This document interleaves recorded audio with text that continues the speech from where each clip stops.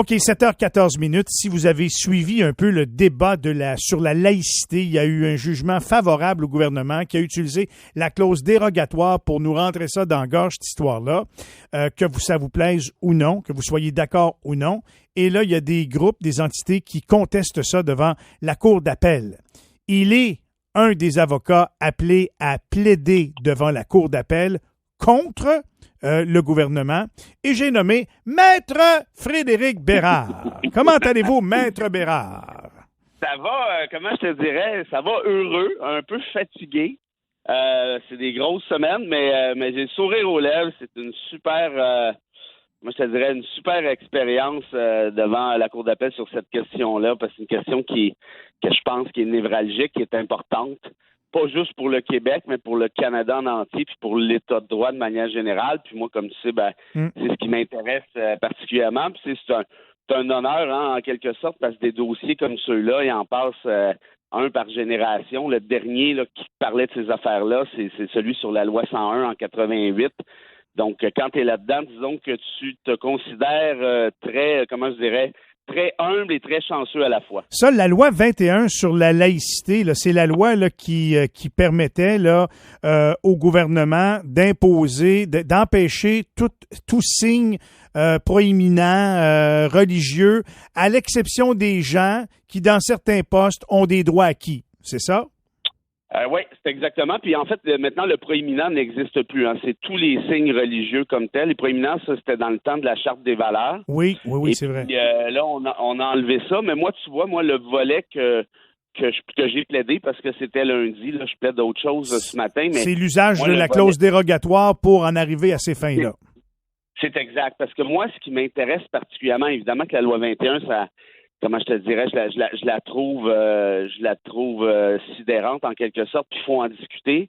Mais moi, c'est beaucoup plus l'après loi 21. Moi, c'est ça particulièrement qui m'intéresse.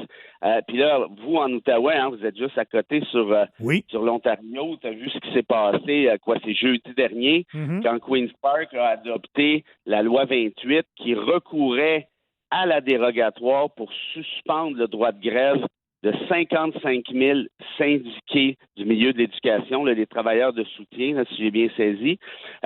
Et le droit de grève, il est prévu par la Constitution, il est prévu par la Charte canadienne, il est là. Mais la dérogatoire, justement, permet à une assemblée législative, que ce soit celle de l'Ontario, du Québec ou à Ottawa, de tirer la plug sur cette même liberté publique-là, sur ce même droit-là, en claquant des doigts, sans donner de conditions de fond, sans se justifier. Et puis merci et bonsoir. Moi, à titre personnel, je trouve ça excessivement dangereux. Il y a un changement de posture qui existe maintenant. Hein. Dans les années 80, c'était une chose. Là, aujourd'hui, on a viré ça à l'envers. On l'utilise même la dérogatoire dans les deux chartes au Québec, hein, pas juste la charte canadienne, la charte québécoise, pour suspendre les effets de ces deux chartes-là dans plusieurs cas. De manière préventive, qu'est-ce que ça veut dire? Ça veut dire qu'on n'attend même pas qu'il y ait une discussion avec les tribunaux. On tire la plug d'entrée de jeu pour essayer d'éviter les recours judiciaires. Et là, ce que la Cour d'appel, je ne commenterai pas dans le détail, évidemment, mais ce que la Cour d'appel aura à décider, c'est est-ce que cet usage-là qui se fait aujourd'hui est conforme avec l'esprit des constituants, ça que les constituants voulaient notamment, de pouvoir que certaines législatures utilisent la dérogatoire pour éviter le recours aux tribunaux. Mais là, juste pour qu'on suive bien, on comprend que la procédure, c'est une chose. D'ailleurs, M. Trudeau, le premier ministre du Canada, a longuement songé, peut-être lui-même, le gouvernement fédéral, s'en prendre à cette façon de faire. Qui, dans ce cas-là, si c'est pas le fédéral, c'est qui est derrière Frédéric Bérard pour dire « Vas-y, Frédéric, va nous défendre ». Y a-tu des gens qui t'engagent, t'embauchent, ou si c'est à titre personnel que tu te présentes, toi, devant la cour d'appel pour dire « Voici ce que moi je pense, puis je trouve que ça contrevient à notre Constitution ». En fait, c'est moi qui avais intenté le dossier en Cour supérieure à l'époque, en 2019, au nom, pas à titre personnel, là, mais comme avocat, au nom de la Fédération autonome d'enseignement du Québec, qui est le plus grand syndicat des profs québécois. Il y a plus de 55 000 membres, 56 000, je pense. Évidemment, ma cliente, qui est un syndicat, elle a une obligation de défendre des profs à l'emploi. Évidemment, c'est une obligation qui est légale.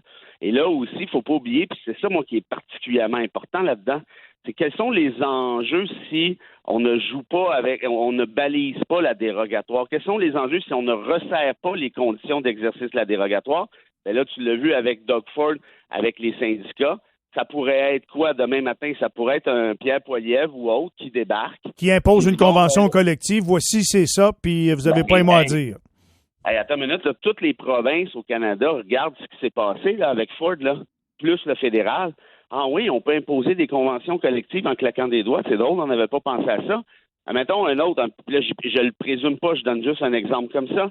Disons qu'il y avait une montée anti-avortement au Canada dans quelques années, comme il y en a aux États-Unis actuellement. On voit bien ce qui se passe, parce qu'on n'est pas à l'abri d'eux. Un gouvernement pourrait décider d'imposer, de permettre, d'empêcher les avortements, puis il n'y a personne qui aurait un mot à dire. En 2 secondes et demie, le Parlement pourrait suspendre le droit à l'avortement qui est prévu à l'article 7 de la Charte canadienne.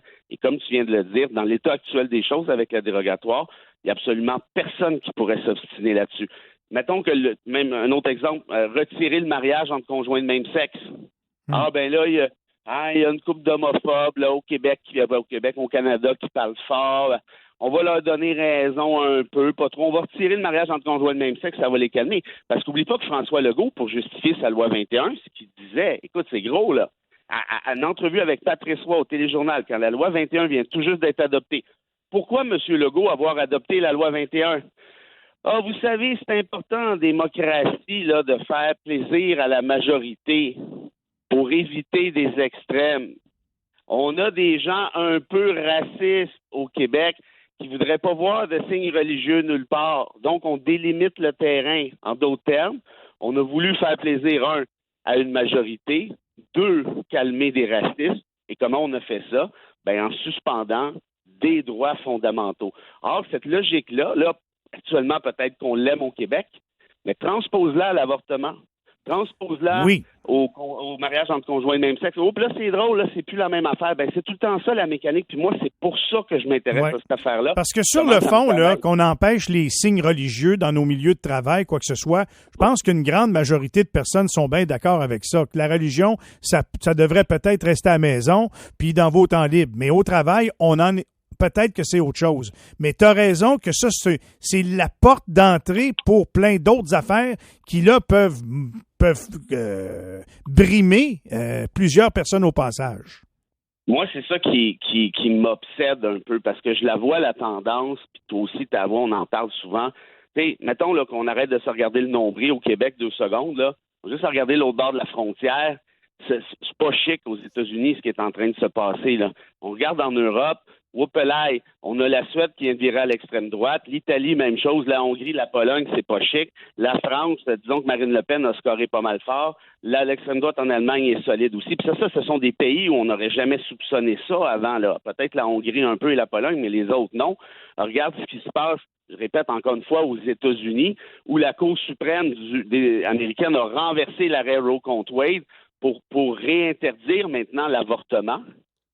Il y a une tendance de fond là, qui est très forte. Il y a Trump qui revient, ça va peut-être, si c'est pas lui, ça va être DeSantis. Elon Musk, un free ride sur Twitter, vous pouvez dire ce que vous voulez. 104 candidats républicains qui prennent des photos et qui tournent des vidéos promotionnelles pour leur campagne avec des guns. C'est-à-dire, là, je veux pas jouer dans le film « À soir, on fait peur au monde », mais si tu regardes les études scientifiques, les Human Rights Watch et autres, tout le monde va te dire que l'Occident est en train d'assister à une érosion de moins en moins lente de son état de droit, des droits des minorités, des droits fondamentaux. Écoute, les États-Unis, Roe contre Wade, c'est en 72. C'était cané, ça, l'avortement. Tu avais le droit de te faire avorter, c'était réglé. Et là, potouf, ça vire de bord. Mais tu penses pas que ça n'a pas des impacts ici? Regarde notre gang, là, les camions et compagnie, là, qui trippent sur Trump et compagnie, là, Make Saint-Jérôme great again, là. Ben, eux autres, là, ils trippent assez fort sur ce qui se passe là-bas, puis le message est rendu ici, dans l'Ouest canadien, c'est encore plus fort. Donc, en d'autres termes, est-ce qu'on peut penser que le Canada est à l'abri de ce mouvement-là?